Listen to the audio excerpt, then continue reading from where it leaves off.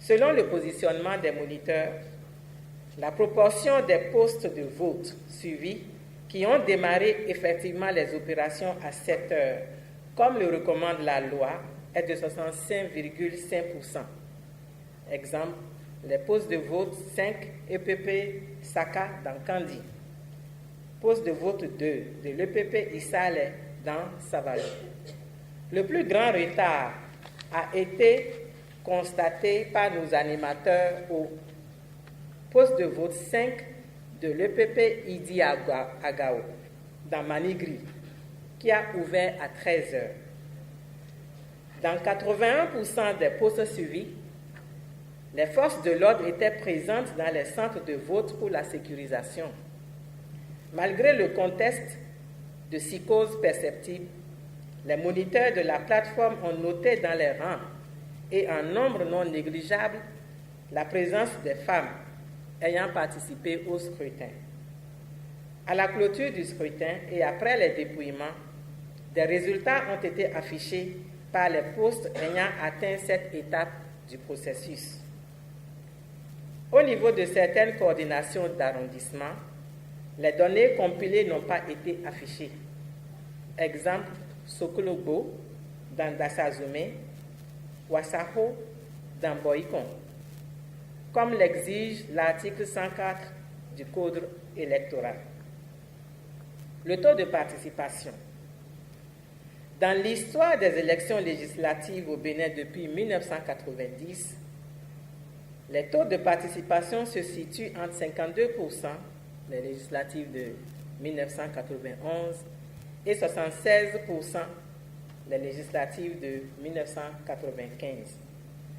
Avec les législatives de 2019, les 714 moniteurs déployés par la plateforme n'ont pas pu tous collecter des données de participation, vu que tous les postes couverts n'ont pas fonctionné jusqu'à l'étape du dépouillement.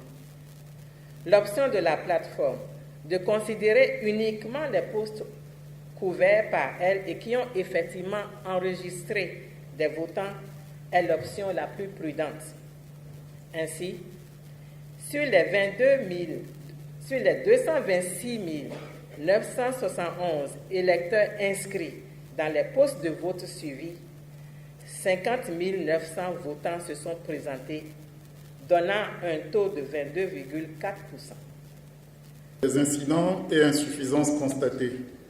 Au total, 206 incidents ont été signalés sur le plateau technique de la plateforme, à savoir séquestration d'un officier des forces armées à Adido, commune de Savet, département des Collines, destruction et incendie de matériel électoral, équipements et autres biens, par exemple le poste de vote 1 de l'école primaire publique Tabota, groupe A et B, dans la commune de Bukumbe, département de la Takura, le poste de vote numéro 2, internat à Kwasi, magasin, dans la commune de Bante, dans le département des Collines.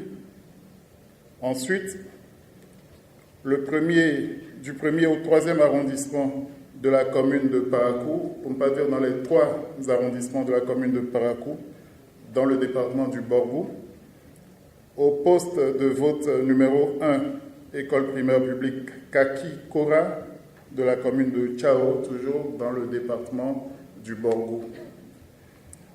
Ensuite, comme autre incident, il y a les entraves à l'ouverture des postes de vote, par exemple à l'école primaire publique de Doumé Centre, commune de Savalou, dans le département des Collines, au poste de vote numéro 1, bureau d'arrondissement d'Adido, dans la commune de Savet, département des Collines, par exemple.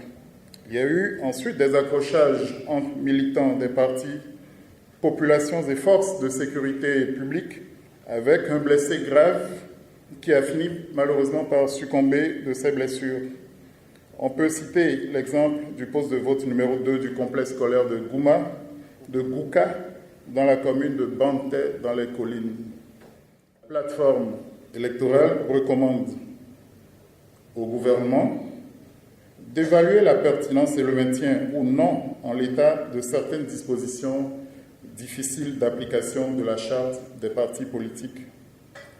et du Code électoral.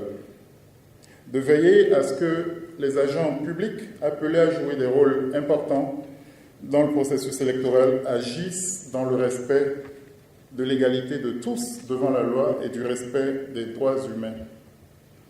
À la Sénat, la plateforme recommande de partager avec le public l'évaluation des pertes subies du fait de la destruction du matériel électoral et autres, de renforcer la collaboration avec la société civile, notamment en ce qui concerne la sensibilisation des populations et la vulgarisation des lois électorales.